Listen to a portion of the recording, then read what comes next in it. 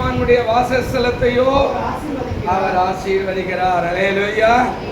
இந்த துன்மார்கனை விட்டுருவோம். கீழே என்ன சொன்னாருங்க? நீதிமானுடைய வாசஸ்தலத்தை அந்த நீதிமானை கூட எடுத்துருவோம். இப்போ உங்க பேரை போட்டு வாசித்து பாருங்க. நீதிமான் எடுத்துருவோம். உங்க பேரை போட்டு வாசித்து பாருங்க. நீதிமான இன்னொருத்தர் சொல்றாரு இல்ல, அந்த நீதிமான் வேற யாரும் இல்லை, நீங்களும் நானும் தான். ஆண்டவர் சொல்றாரு நீதிமானுடைய வாசஸ்தலத்தோ அப்படின்னா, அதாவது நீதிமானுடைய வீட்டை, அவர் குடியிருக்கிற அந்த வாசம் பண்ணுகிற அந்த ஸ்தலத்தை நான் ஆசீர்வதிப்பேன். நீதிமானை எடுத்துருவோம். இப்ப வாசிக்கலாமா? உங்க பேர் போட்டு வாசிக்க பார்க்கலாம். இன்பநாதனுடைய வாசஸ்தலத்தை எனக்கு சொல்றேன், உங்களுக்கு சொல்லி பாருங்க. சொல்லி பாருங்க. உங்க பேரை போட்டு வாசிச்சு பாருங்க. எப்படி இருக்குதுங்க? நம்ம எப்படி இருக்குது? பிரவீன் குமாருடைய வாசஸ்தலத்தை, அப்படிதானங்க? உங்க வீட்டு பேர் போட்டு எப்படிங்க? உங்க பேர் போட்டு எப்படி வருதுங்க? அப்போ நீதிமானுடைய வாசஸ்தலத்தை விட நம்ம தான் நீதிமானு, நம்மளை தான் ஆண்டவர் ஆசீர்வதிக்கிறாரு. அப்ப இந்த மாதம் நம்முடைய வாசஸ்தலம், நம்முடைய வீட்டு ஆசீர்வதிக்கப்படுவதாக. அல்லேலூயா. அப்போ ஆசீர்வாதத்துக்கான தேவன் நம்முடைய ஆண்டவராக இருக்கிறார். அதான் சொல்றார். இதுல இன்னும் கூட இன்னொரு காரியம் கூட சொல்றாரு. அதாவது அந்த வாசஸ்தலம் அப்படின்னா வீடு, வாசம் பண்ணுகிற இடம், வேலை, வியாபாரம், மற்ற காரியங்கள், தொழில் எல்லாவற்றையும் அவர் ஆசீர்வதிக்கிறேன் அப்படின்னு வாக்கு கொடுக்கிறார். ஒருவேளை அதுக்குள்ளே எவ்வளோ இருக்குது? தொழில் செய்தால் அதுக்கு முதலீடு வேணும், அதுக்கு கடை வேணும், அதுக்கு இடம் வேணும், அதுக்கு பொருள் வேணும், விற்கிறதுக்கு வேலைன்னா அதுக்கு ஒரு ஆஃபீஸ் வேணும், ஒரு கம்பெனி வேணும், ஒரு இடம் வேணும், நான் போய் செய்வதற்கு போக்குவரத்து வேணும், எல்லாருக்குள்ள அடங்கி இருக்குது. ஆண்டவர் சொல்றாரு நீதிமானுடைய வாசஸ்தலத்தை ஆசீர்வதிப்பார் அப்படின்னா, நீங்களும் நானும் தான் நீதிமான். கர்த்தர் அவருடைய ரத்தத்தினாலே நம்ம எல்லாம் என்ன பண்ணாரு? கழுவி சுத்திகரித்து இருக்கிறார். நம்மை நீதிமான்களாய் மாற்றிருக்கிறார். அவருடைய ரத்தத்தினால நம்மை மாற்றிருக்கிறார். ரோமர் எழுதின நிருபம் பாருங்க, நம்ம நீதிமான யாருன்றது பாருங்க. ரோமர் எழுதின நிருபம் 5ஆம் அதிகாரம், ரோமர் 5ஆம் அதிகாரத்துல அந்த வார்த்தை அவர் அழகா பேசுவார். பாருங்க என்ன சொல்றார். ரோமர் 5ஆம் அதிகாரத்துல நம்மளை குறிச்சு அவர் அழகா பேசுறார். அந்த இடத்துல ஒரு வார்த்தை சொல்றார். என்ன பேசுறாரு அப்படின்னா, ரோமர்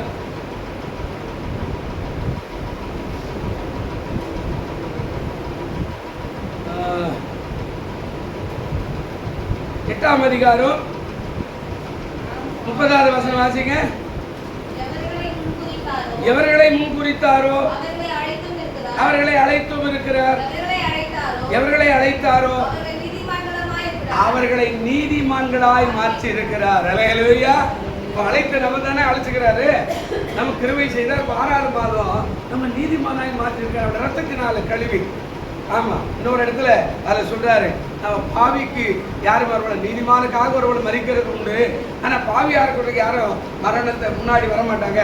அப்ப நம்ம பாவியா இருந்த இயேசுநாதர் நீதிமானாய் வந்து நமக்காக ஒரு மறித்த அவருடைய ரத்தத்தினால் நம்ம நீதிமானாய் மாற்றினார். அல்லேலூயா. ஆண்டவர் சொல்றார் நீதிமானுடைய வாசஸ்தலத்தை கர்த்தர் ஆசீர்வதிக்கிறார். வாசஸ்தலம் என்பது வீடு, குடியிருக்கிற வீடு. இந்த வீட்டை ஆசீர்வதிக்கிறேன். ஆசீர்வாதம்னா பிளஸ் பண்றேன். அதுக்குள்ள நிறைய ஆசீர்வாதம் இருக்குது. நான் ஆசீர்வதிச்சேன்னா அது உள்ள நிறைய காரியங்கள் இருக்கிறது. எல்லாமே ஆசீர்வாதம். ஜீவன ஆசீர்வாதம், சுக ஆசீர்வாதம், பலன் ஆசீர்வாதம், வல்லமை ஆசீர்வாதம், அபிஷேக ஆசீர்வாதம், ரட்சிப்பா ஆசீர்வாதம், பணம் ஆசீர்வாதம், பொருள் ஆசீர்வாதம், சாப்பிட்டு அதாவது ஜீரண சக்தி ஆகுறது ஆசீர்வாதம், தூங்கி காலையில் எழுந்துக்கிறது ஆசீர்வாதம். நம்ம நினைக்கிற ஆசீர்வாதம் பணம் தான் இல்லை, ஆசீர்வாதம் எல்லா வகையிலும் பல ஆசீர்வாதம் அது உள்ள இருக்கிற அந்த வீட்டுக்குள்ள எல்லாம் இருக்குது. நம்முடைய பிள்ளைகள் ஆசீர்வாதம், புருஷன் ஆசீர்வாதம், மனைவி ஆசீர்வாதம், பேர பிள்ளைகள் ஆசீர்வாதம், எல்லாமே ஆசீர்வாதம். ஒருவேளை பிள்ளை சுகவீனமாகட்டா நம்ம சொல்லுவோம், என் பிள்ளை நோயா இருக்கிறானே, நான் என்ன பண்ணுவேன் அப்படின்னுங்களே. அப்போ அந்த பிள்ளை ஆரோக்கியமா இருக்கிற ஆசீர்வாதம். நம்ம பிரயாணம் பண்றோம் ஆசீர்வாதம், வாகனங்களுக்கு ஒரு ஆசீர்வாதம், நல்ல கண் பார்வை தெரிந்த ஆசீர்வாதம், நல்ல சாப்பிட்டா ஜீரணம் ஆகுது ஆசீர்வாதம். டெய்லி பிரியாணி சாப்பிட்டா கூட என்ன ஆகுது? ஜீரணம். ஒரு நாளைக்கு சாப்பிட்டாவே மறுநாள் ஜீரணம் ஆகல. அப்போ ஆசீர்வாதம் பலவிதமா. நல்ல ஆடை, வித்தியாசம். போன வருஷம் போட்டதெல்லாம் நம்ம இந்த வருஷம் போடுறதில்லை. எங்க போகுதுன்னே தெரியல. அப்படிதானே? புதுசு புதுசா போடுறோம். ஆசீர்வாதம். புது செருப்பு வாங்கணும். ₹1 ₹2 ₹500. அப்படிதானங்க? ஷூ வாங்கணும் ₹500 ₹600 ₹800. ஆசீர்வாதம். நம்ம கையில் இருக்கிற ஒரு பேனா கூட நம்ம எல்லாம் பார்த்து பார்த்து வாங்குறோம். ஒரு ஆசீர்வாதம். நமக்கு ஒரு பொருளுக்கு 2 பொருள் வச்சுக்கிறோம். ஆசீர்வாதம். ஒரு வாட்சுக்கு 2 வாட்ச் இருக்குது. ஆசீர்வாதம். நம்ம நினைச்சுக்கிற மாதிரியே ஏதோ ஆசீர்வாதம் பணம் மட்டும் இது மட்டும் இருந்தா போதாதுங்க. அதை வச்சுக்கிட்டு என்ன பண்றது? தோட்டம் என்று சொன்னால் அந்த தோட்டத்துக்குள்ளே எல்லாத்தையும் ஆண்டவர் வச்சுக்கிறார். நல்ல மரம் இருக்குது, கெட்ட மரமும் இருக்குது. கனி கொடுக்கிற மரம் இது, கனி கொடுக்காத மரம் இது. காற்று வீசுகிற மரம் இது, காற்று வீசாத மரம் இருக்கிறது. அதுல கொடி கொடியாய் போய் நிறைய கனிகளை கொடுக்கிற மரங்களும் இருக்கிறது. ஒன்றுமே உயரமா இருந்து கனி கொடுக்காத மரம் இருக்குது. ஆசீர்வாத் தோட்டம் ஒரு வீடு, ஆசீர்வாத் சபை ஒரு வீடு, ஆசீர்வாத். நம்ம நினைச்சுக்கிற மாதிரி ஆசீர்வாதம் வெறும் பணம் கொடுத்தா மட்டும் ஆசீர்வாதம் இல்லைங்க. நல்ல ஆரோக்கியமா இருக்கிறோம் பாருங்க, அதுவே பெரிய ஆசீர்வாதம். அல்லேலூயா சொல்லுங்க, அல்லேலூயா. அப்போ நம்முடைய வீட்டை புதிய மாதத்துல அவர் சொல்றாரு, நீதிமானுடைய வாசஸ்தலத்தை அவர் என்ன செய்யறாரா? ஆசீர்வதிக்கிறார். அப்ப நமக்குள்ள எல்லாம் இருக்குது. பணம் வேண்டும், பொருள் வேண்டும், ஆகாரம் வேண்டும், துணிமணி வேண்டும், நம்ம மற்ற காரியங்கள் வேணும், கல்யாணம் வேணும், பிள்ளை வேணும், எல்லாமே அதுக்குள்ள வச்சுக்கிறாரு. ஆசீர்வதிப்பு. இந்த ஆசீர்வாதத்தை ஒரு 7 வசனம் சொல்லிடுறேன். அதுக்கப்புறம் அடுத்த ஞாயிற்றுக்கிழமை ஒவ்வொன்றா நான் சொல்றேன். இது இல்லை, புதுசு புதுசா இருக்கு. இப்போ ஆசீர்வாதம் எப்படி? முதல்ல நீதிமான் எப்படி ஆசீர்வதிக்கிறார் அப்படின்றத வேதத்துல நிறைய இடத்துல சொல்றார். நீதிமான் எப்படி ஆசீர்வதிக்கிறார் அப்படின்னா பாருங்க, நீதிமொழிகள் 10:6 வாசிங்க. நீதிமொழிகள் 10ஆம் அதிகாரம் 6வது வசனம். நீதிமானுடைய சிரசின் மேல போதும். நீதிமானுடைய சிரசின் மேல, தலையின் மேல என்ன தங்குறாங்க? தலையின் மேல. நம்ம மேல அபிஷேகம் இருக்கிறதுனால தான் கர்த்தர் இந்நாள் வரையில நம்ம ஆசீர்வாதமா வச்சுக்கிறார். நம்முடைய தலையின் மேல இந்த அபிஷேகம் இருக்கிறது. இந்த அபிஷேகம் தான் ஆரோனுடைய சிரசின் மேல என்ன செய்யப்பட்டதா? ஊற்றப்பட்டது. 133ஆம் சங்கீதம் வாசிக்கிறோமே, ஆரோனுடைய சிரசுல அந்த அபிஷேகம் இறங்கினது. அப்போ ஆண்டவர் சொல்றாரு, நீதிமானாய் வாழ்கிற நம்ம மேல அந்த சிரஸ் மேல என்ன இருக்குதாங்க? ஆசீர்வாதம் தங்கம் போகாது. இடத்துல விளம்பரமெல்லாம் நீங்க பாக்குறீங்களே டிவில, சில சென்ட் எல்லாம் அடிச்சா சாயங்காலம் வரைக்கும் இருக்குதுன்ற நெய்யா இருக்குதா? சென்ட் போடுங்க, என்ன சொல்லுங்க? சாயங்காலம் வரைக்கும் இருக்குதா? இருக்குதா? ரொம்ப காஸ்ட்லியா? ஒரு 5000 ரூபாய்க்கு வாங்கினா எவ்வளவு நேரம் இருக்கும்? சாயங்காலம் வரைக்கும் இருக்கிற சென்ட் நான் பார்க்கல. ஒளி இருக்கலாம், தெரியும். அப்போ ஆசீர்வாதம்ன்றது ஒரு இடத்துல என்ன செய்தா, நாம போகும்போது வரும்போது நம்ம மேல இருக்கிற ஆசீர்வாதத்தை உலகம் பார்க்கிறது. அல்லேலூயா. போகும்போது அந்த பிரசன்னம் வீசுகிறது. யாக்கோபு சொன்னார், நான் இந்த தேசத்துல வாசனையோடு கூட வாழ்ந்து கொண்டிருக்கிறேன். யாக்கோபுடைய வாசனை போகிறது. அவன் நீதிமானுங்க, அவன் உண்மையிலவங்க, அவனுக்கு 13 பிள்ளைங்க, 2 மனைவிங்க, அவனுக்கு ஆடு மாடு பெருகி இருக்குதுங்க. அவன் தேசத்துல அப்படியா காணப்படுறாங்க. வாசனை போகிறது. எல்லாருக்கும் சொல்லுகிறார். அப்போ நம்ம தலையின் மேல நம்ம ஜெபிக்கிறவர்களாய், ஆராதிக்கிறவர்களாய், கொடுக்கிறவர்களாய், உண்மையாய் உழைக்கிறவர்களாய், பரிசுத்தமாய் வாழ்வுகளா இருந்தா ஆசீர்வாதம் நம்ம தலையின் மேல இருக்கும்போது அந்த அபிஷேகத்துக்கு மீறி ஒரு பாவமோ நிச்சயமாய் வரவே வராது. அல்லேலூயா. நீதிமானுடைய சிரசின் மேல என்ன இருக்குதாங்க? ஆசீர்வாதம். 2வது பாருங்க, அது நீதிமொழிகள் 10ஆம் அதிகாரத்திலே 24வது வசனம் கொஞ்சம் வாசிங்க. துன்மார்கன் பயப்படும் காரியம் அவனுக்கு என்ன செய்தா? நேரிடுவான். நீதிமான் விரும்புகிற காரியம் அவனுக்கு என்ன செய்தா? அப்ப நீதிமான் விரும்புறது எதுவா இருந்தாலும் கிடைக்கும் அப்படின்றார். நீதிமான் என்ன விரும்புவா? நீதிமான் என்ன விரும்புவா? யாரையாவது கொல்லணும், யாரையாவது வெட்டணும், யாரையாவது ஏமாத்தணும், அப்படியே விரும்புவான். நீதிமான் 10:24 என்ன சொன்னாருங்க? நீதிமான் விரும்புகிற காரியம் அவனுக்கு. நம்ம என்ன விரும்பி ஆண்டவர்கிட்ட கேட்கிறோம் ஏன் தெரியுமா? நிச்சயமா கிடைக்கும். ஆபிரகாம் கேட்டான். என்ன கேட்டான்? ஆண்டவரே, நான் பிள்ளை இல்லாத இருக்கிறேனே, எனக்கு என்ன தருவீர் அப்படின்னு கேட்கும்போது, நான் வெளியே கூட்டு வந்து இந்த நட்சத்திரங்களை பார், இம்மட்டுமாய் உனக்கு தருவேன் என்று கேட்டா. கர்த்தர் அவன் ஜெபத்தை நீதியாய் மாற்றினார். அல்லேலூயா. அப்போ நாம விரும்புகிற காரியம் நீதியா இருந்தா கட்டாயம் நடக்கும், கட்டாயம் கொடுக்கப்படும். ஒரு நாள் ஏமாற்ற மாட்டார் அப்படின்னு ஆண்டவர் சொல்றார். நீதிமான் விரும்புகிற நாம் விருப்பம் எதுவோ அது நடக்கும். லோத்து சொன்னா நீதிமானா இருந்தா ஆண்டவரே நான் இந்த மலைக்கு போயிடுறேன் என்னை காப்பாத்துக்கனா, நீதிமான் விரும்புகிறது அவனுக்கு என்ன செய்யப்படும்? கொடுக்கப்படும். நாம என்ன செய்யறோம்? நம்முடைய விருப்பத்தை நிறைவேற்றுன்றார். நம்முடைய வாசஸ்தலத்தை ஆசீர்வதிக்கிறது மட்டும் இல்ல, நம்ம தலையின் மேல அபிஷேகமும் இருக்குதா, அதே போல நம்முடைய விருப்பத்தை நிறைவேற்றுகிறார். நாம் நீதிமான வாழ்ந்தா நிச்சயமாய் நாம் நினைக்கிற காரியத்தை ஆண்டவர் கொடுக்காமல் இருக்கவே மாட்டார். அல்லேலூயா. ஆபிரகாமுக்கு சொன்னார் கொடுப்பேன் என்று கொடுத்தார். கேட்டா இந்த தேசத்தை தாரும், ஓடு, ரவுண்டடி போயினே வா, ஓடி ஓடி போய் நிற்கிறான். கொஞ்ச நேரம் நின்று இருப்பா, ஆண்டவரே மூச்சு வாங்குது, கொஞ்ச நேரம் இருக்கிறேன், சரி மறுபடியும் ஓடு, 800 வரைக்கும் ஓடு, ஆண்டவரே கொஞ்ச நேரம் இளைப்பாருன்னு, இன்னும் கொஞ்சம் அப்படி 300 வரைக்கும் ஓடு, இன்னும் கொஞ்சம் இளைப்பாருன்னு, இன்னும் கொஞ்சம் அப்படியே பொன்னேரி வரைக்கும் ஓடு, கொஞ்சம் இளைப்பாருன்னு, அப்படியே சுத்திக்கிட்டு வர ஆண்டவரே. பாருங்க, அவன் ஓடின தேசம் தான் இன்றைக்கு இஸ்ரவேல் தேசம். அல்லேலூயா. மட்டும் நடந்து திரிய முடியுமோ அம்மட்டும் நடந்து திரி, இந்த தேசத்தை உனக்காக நான் என்ன செய்யறேன்? கொடுக்கிறேன். நீதிமானுடைய விருப்பம் நிறைவேறும். ஆமா, நம்ம சில நேரத்துல என்ன கொடுத்தாரு என்ன கொடுத்தாரு இதையே கேட்கறோமே. நம்ம கொஞ்சம் ஆராய்ச்சி பாருங்க. நீதிமான் விரும்புகிறது கிடைக்குன்னா கர்த்தருக்கு ஏற்ற நீதிமானாய் நாம் இருக்கிறோமா? சற்று ஆராய்ந்து பாருங்க. உண்மையா இருக்கிறோமா? உத்தமமா இருக்கிறோமா? நீதி நிமித்தம் துன்பப்படுகிறோமா? நீதிக்காக போராடுகிறோமா? நீதியினுடைய வாழ்க்கையை நடத்துகிறோமா? அது கஷ்டமா கூட இருக்கலாம். ஆனா நாம் என்ன விரும்புகிறோமோ அது கிடைக்கும். மூணாவது என்ன சொல்றாரு பாருங்க. மூணாவது காரியம் நீதிமொழிகள் 12:7 என்ன சொல்றாரு பாருங்க. என்ன சொல்றாருங்க? துன்மார்க்கர் அவர் என்ன சொல்றாரு? கவிழ்க்கப்பட்டு என்ன பண்றாங்க? ஒழிந்து போவார்கள். நீதிமானுடைய வீடோ, இப்போ யாருடைய வீடுங்க? அது நம்முடைய வீடுங்க. நாம யாருங்க? பக்கத்தில் உள்ள கேளுங்க, நாம யாருங்க? நம்ம யாருப்பா? நீதிமான். அப்ப நம்ம வீடு என்னவா இருக்கும்? ஒளிஞ்சு போயிடுமா? நம்ம என்ன எலி வேலையா வச்சுக்கிறோம்?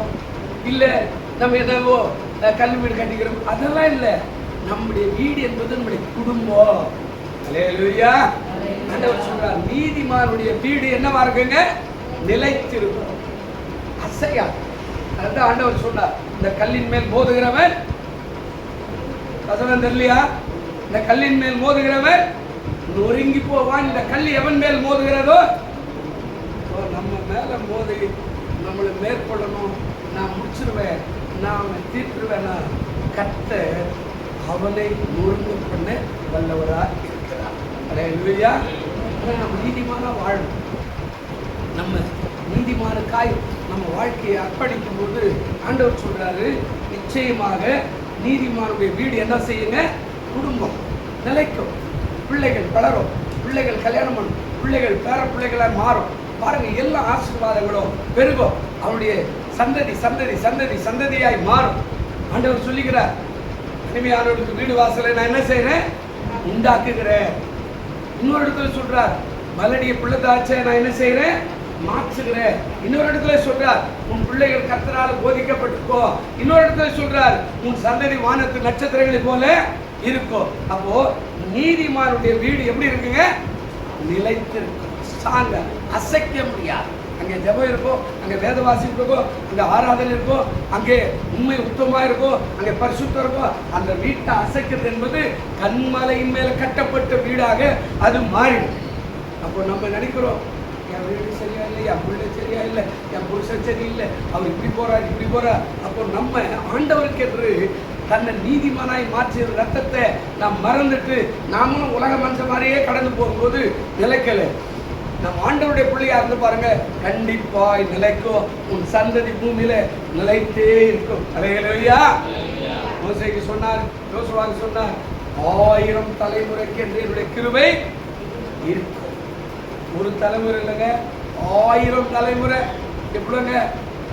பல 100 மனுஷர்கள் வாழ்ந்து முடிச்சா கூட அந்த கிருபை மேல கட்டாயம் இருக்கும். அப்போ இந்த மாதம் நம்ம குடும்பத்தின் மேல ஆசீர்வாதம் தங்க மாட்டாங்க. நீதிமானுடைய வாசஸ்தல நான் என்ன செய்யறேன்? வீட்டை நான் என்ன செய்யறேன்? ஆசீர்வதிக்கிறேன். இப்ப நிலைத்திருக்கும்படி ஆசீர்வதிக்கிறேன். அடுத்தது பாருங்க, 4வது. கர்த்தருடைய நாமத்துக்கு ஸ்தோத்திரம். நீதிமொழி 15:29 வாசிங்க. 15:29 இருக்குதா பாருங்க. என்னங்க? துன்மார்க்கருக்கு கர்த்தர் தூரமாய் இருக்கிறார். நீதிமானுடைய ஜெபத்தையோ ஆண்டவர் என்ன செய்யறாரு? நம்ம ஜெபத்தை ஆண்டவர் கேட்கிறார். நீ எப்பெல்லாம் ஜெபிக்கிற அப்பெல்லாம் கேட்கிறார். ஆனா நாம ஜெபமே பண்ண மாட்டோம், குறை மட்டும் பேசுறோம். அவரை பாரு, இவரை பாரு, அந்த அம்மா பாரு, இந்த அம்மா பாரு, அவரை பாரு, இதையே சொல்றோம். அதெல்லாம் மறந்துருங்க. நேற்று கூட சொல்லும்போது சொன்னேன், ஜெபம் எங்கிருந்து எப்படி செஞ்சாலும் அது கேட்கப்படும். அல்லேலூயா. சிறைச்சாலையிலிருந்து ஜெபிச்சிருக்கிறான், இன்னும் வயல்வெளியிலிருந்து ஜெபிச்சிருக்கிறான், வேதத்தில் இருக்கிற இன்னும் மலையிலிருந்து ஜெபித்திருக்கிறான், இன்னும் வீட்டில இருந்து ஜெபித்திருக்கிறான், அரை வீட்டுக்குள்ள பிரவேசித்து ஜெபித்திருக்கிறான். எல்லாருடைய ஜெபத்தை கேட்டாரு. இங்க சொல்றாரு, நீதிமானுடைய ஜெபம். அந்த வசனம் அழகா பேசுது. என்ன அவனுக்கு பேருங்க? நீதிமானுடைய ஜெபத்தையும் கேட்கிறான். பிரேயர் ஒரு நாளும் தள்ளப்படுவதே இல்லை. உண்மையா நீதிமானாய் இது தேவை என்று ஜெபம் பண்ணா கண்டிப்பாக உன் ஜெபத்துக்கு பதில் உண்டே. 65 சங்கீதம் 2 தானே சொன்னாரு. என்ன சொல்ற? மாம்சமான யாவரும் அது முன்னாடி என்ன சொல்ற? ஜெபத்தை கேட்கிறவரே மாம்சமான யாவரும் இடத்துல. அப்ப ஜெபம் என்ன சொல்றார்? நீதிமானுடைய ஜெபம் கட்டாயம் கேட்கப்படும் என்று ஆண்டவர் சொல்றார். அப்போ வாசஸ்தலை எப்படி ஆசீர்வதிக்கிறார்? முதலாவது உடைய சிரசின் மேல அபிஷேகம் வச்சிருக்கிறார். 2வது நீ விரும்புகிற காரியம் என்ன செய்யுங்க கிடைக்கும். 3வது உடைய வீடு என்ன பண்ணும்? நிலைத்து அசைக்க முடியாது. நீதிமான சும்மா அவ்வளவு சீக்கிரம் விட்டுற மாட்டார். அப்படி நிற்பார். தீர்க்கதரிசியுடைய மனைவியை, ஆபிரகாமுடைய மனைவியை அந்த ராஜா கொண்டு போயிட்டான். பார்வோன் ராஜா அழகா இருக்கிறார். எந்த வயசுல? 60 வயசுல. இப்ப அழக பார்த்து மயங்க ராஜா கூட்டு போயிட்டான். தேவன் ராத்திரில சொப்பனத்தில் சொல்றார், அவன் ஒரு நீதிமானுடைய மனைவி, நீ அவளை தொட்டேனா நீ செத்த அப்படின்றார். அப்போ நம்ம வீட்டை பாதுகாக்கிறவராய் அவர் இருக்கிறார். அல்லேலூயா. வீட்டுக்குள்ள இருக்கிற பிள்ளைகளை பாதுகாக்கிறவராய் இருக்கிறார். அதான் சொல்றார், நிலை நிற்கோ.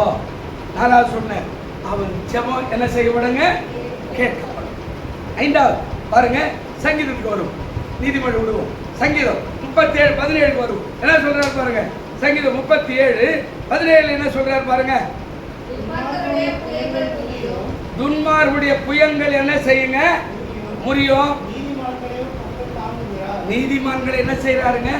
கர்த்தர் தாங்குகிறார். அப்போ நம்ம எங்கேயுமே கீழே விழுந்து போகாதபடி தாங்குகிறார். இயேசு பசியோடு கூட கடந்து போகும்போது பிசாசு சொல்றா, நீ தேவகுமார் நாம. ஆமா, நீ இந்த கல்லுகளை அப்பமாக்க மட்டும் செய்யும் அப்படின்னா. 2வது நீ தேவதூதராமே. ஆமா, நீ இங்கிருந்து தாழ குதியோ, உன்னை தூதர்கள் தாங்குவாராமே. அப்போ கர்த்தர் சொல்றாரு, நம்மையோ நம்முடைய பிள்ளைகளையோ கர்த்தர் தாங்குகிறவரா இருக்கிறார். அல்லேலூயா.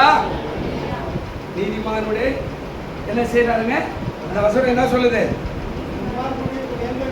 முறியும். நீதிமானுடைய வாசஸ்தலத்தை என்ன சொல்றாரு அந்த இடத்துல?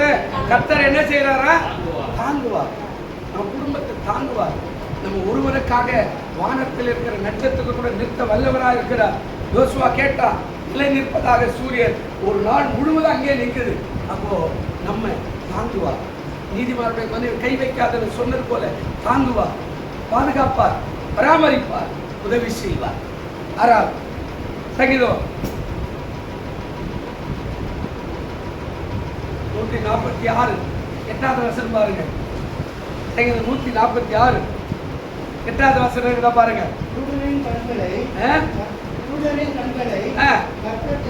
திறக்கிறார். நீதிமான்களை என்ன செய்யறாங்க? சிநேகம், அன்பு, நேசம். நம்ம அவ்வளவு லவ் பண்றாங்க ஆண்டவர். நம்ம அவ்வளோ என்ன செய்யறாங்க? சிநேகம். சிநேகனா என்னதுங்க? சிநேகனா என்னது? சிநேகனா என்னதுங்க? லவ் தானங்க. ஆமாங்க, சொல்றோம் இல்ல, ஐ லவ் ஜீசஸ் சொல்றோம் இல்ல. இப்ப திருப்பி சொல்லுவார், உங்க பேரை சொல்லி பாருங்க. ஐ லவ் யூ நானு, என் பேரை உங்க பேரை போட்டு பாருங்க. வெக்கப்படுறீங்க அப்படிதானே? வெக்கப்படுறீங்க. சொல்லி பாரு, ஐ லவ் யூ. நம்மளை அவ்வளவு நேசிக்கிறார். நாம தான் சொல்றோம், ஐயோ ஒரு கடவுள் அவர் என்ன இல்லைங்க. நம்ம சொல்றோம் இல்ல, ஒரு உலகத்துக்காரமான பொண்ணை பார்த்து புருஷனை பார்த்து மனைவி பார்த்து சொல்றோமே. ஆமா, நல்ல புருஷன் மனைவினா காலையிலேருந்து ஒருவருக்கு ஒரு லவ் பரிமாறிக்கொள்ளுவாங்க. பவானி சொல்லும் ஐ லவ் அனில்குமார், உடனே சொல்லும் ஐ லவ் யூ பவானி. முடியாது. இந்த வெள்ளக்காரங்களை பார்த்தீங்கன்னா பாண்டிச்சேரி அல்ல இப்போ இருக்கிறேன். இந்த வெள்ளக்காரங்க அந்த ரோட்ல அப்படி போகும்போதெல்லாம் அப்படியே எதிர்க்க வரும்போது ஐ லவ் யூ ஜேம்ஸ் அப்படின்னு போவான். யாரு ஜேம்ஸ் தெரியாது. அவன் நாட்டு ஜனங்க, அவன் ரன்னிங்கில் போயிட்டு இருப்பான், சைக்கிள் ஓடுவான். இது ரன்னிங்கில் எதிர்க்க வரும்போது ஐ லவ் யூ அப்படின்ட்டு போவோம். புருஷனை பார்த்தினா நின்று முத்தம் கொடுத்துட்டு போவோம். நடு ரோடாக இருந்தால் கூட நீ உடனே நினைச்சுக்காது, ஃபஸ்ட் இதெல்லாம் போய் பார்க்க ரோட்டில் போனால் இதெல்லாம் பார்க்க தானே செய்யும். பாண்டிச்சேரி பழைய பாண்டிச்சேரி புதுசு இல்லை, இன்னும் கூட அந்த வெள்ளைக்காரங்க நடப்பான். பிரெஞ்சு ஏரியாவுடைய கட்டுப்பாட்டில் அது இருந்ததுல இன்னும் நிறைய பிரெஞ்சுக்காரங்க இருப்பார். ஆனால் டவுசர் போட்டுன்னா ஓட்டின்னு சைக்கிள் எல்லாம் போட்டுதான் இந்த கடற்கரைக்கு போனால் அதெல்லாம் அது யாரை பதிவே கவலை. அது பாட்டு 10 கிலோமீட்டர் போகும், 10 கிலோமீட்டர் வரும். அப்போது அந்த லவ் என்பது நேசம், நம்ம நேசிக்கிறார். இல்லையா பாட்டு பாடல நேசரே என்ன சொல்றேங்க?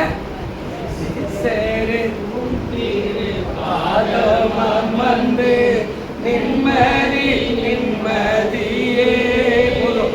நேசம் நம்ம மேல அவ்வளோ நேசம். என் பிள்ளை இன்னைக்கு ஜோம் பண்ணும்போது, என் பிள்ளை இன்னைக்கு ஆராதனைக்கு வரப்போகுது, என் மகள் இன்னைக்கு இப்போ பைபிள் வாசிப்போம், என் மகள் இப்போ வேலைக்கு போ, என் மகள் வியாபாரம் பண்ண போ, என் மகளுக்கு இன்னைக்கு வேலை போக போறாங்க. நேசிக்கிறவராய் இருக்கு. நீதிமா வாசஸ்தல இப்படித்தான் ஆசீர்வாதம். கடைசியா சொல்லி முடிச்சிடுறேன். சங்கீதம் 37, 39 வாசிங்க. சங்கீதம் 37, 39 வாசிங்க. நீதிமானுடைய ரட்சிப்பு கர்த்தரால் வரும். இப்போ நீதிமான்களுக்கு எப்படி இருக்கிற ரட்சிப்பு, மீட்புங்க. இப்போ நம்ம வீட்டை ஆசீர்வதிக்கிறார், வாசஸ்தலை எப்படி ஆசீர்வதிக்கிறாரா? ஆண்டவர் சொல்றாரு, என்னை தினந்தோறும் ரட்சிக்கிறார். ஹல்லேலூயா. என்னுடைய இக்கட்டுகளில் அவர் எப்படி இருக்கிறாரா? இந்த வசனம் என்ன சொல்லுதுங்க? இக்கட்டில் அவர்களை ரட்சித்து தூக்கி விடுகிறவராய், பாதுகாக்கிறது இல்ல, ரட்சிக்கிறாரு. கஷ்டத்துல கரம் பிடிச்சு அப்படி தூக்குறாரு மேல. தாவீது சொல்லுவான் 139 சங்கீதத்துல, நான் வானத்துக்கு ஏறினாலும் நீர் அங்கே இருக்குது, நான் பாதாளத்துல இறங்கினாலும் நீர் அங்கே கரத்தை கொடுத்து என்னை தூக்கி விடுகிறேன். நம்ம எங்க போனாலும் நம்ம அப்பா கரம் கொடுக்க வல்லவரா இருக்கிறார். ஹல்லேலூயா. நாம நினைச்சுக்கிறோம் என்ன விட்டுட்டாரு, இல்லைங்க. ஆண்டவர் சொல்றாரு, நீதிமானுடைய வீட்டை நான் ஆசீர்வதிக்கின்றேன். இன்னும் நிறைய இருக்குது இதில். இவ்வளவு போதும் நம்முடைய ஆவிக்குரிய வாழ்க்கைக்கு. ஒண்ணு, அவ நம்முடைய சிரசு மேல தங்கி நம்ம அபிஷேகம் பண்றார் தினந்தோறும். 2வது, நாம் விரும்புகிற காரியத்தை கிடைக்க உதவி செய்கிறார். 3வது, நம்முடைய வீடு நிலை நிற்கும்படியாக, சமுதாயத்தின் மத்தியில், மக்கள் மத்தியில், எதிராளிகள் மத்தியில் நிலைத்திருக்கும்படியாக. எல்லாரும் நம்மளை பார்த்து பரியாசம் பண்ணலாம், கேலி பண்ணலாம், கிண்டல் பண்ணலாம். ஆனால் இவன் எதுக்கு அசையாத இருக்கிறான்? நம்முடைய வீட்டை நிலை நிற்க பண்ணுகிறார். 4வது, நம்முடைய ஜெபம் என்ன செய்யப்படுங்க? கேட்கப்படும். நம்ம ஜெபிக்க கேட்பார். உள்ள அழகா ஜெபிக்கிறார், அழகா பாடுறா, அழகா ஆராதிக்கிறாங்க அப்படின்னு சொல்லி கேட்கப்படும். அடுத்த காரியம் 5வது சொன்ன, நம்மை தாங்குகிறார். 6வது சொன்னேன், சிநேகிக்கிறார். 7வது சொன்னேன், நம்மை தினம் ரட்சிக்கிறார். அதான் சொன்னார், நீதிமானுடைய வாசஸ்தலத்தை கர்த்தர் ஆசீர்வதிக்கிறார். கண்களை மூடுவோம். நல்ல ஆண்டவரே, இந்த செய்தி கேட்டுக்கொண்டிருக்கிறேன், காத்துக் கொண்டிருக்கிற எல்லாருக்கும் ஆட்சேபிக்கிறேன். அவர்களுடைய வீட்டை ஆசீர்வதி, கிருபை பாராட்டு இயேசுவின் நாமத்திலே பெற்றுக்கொள்கிறோம் நல்ல பிதாவே. ஆமென்.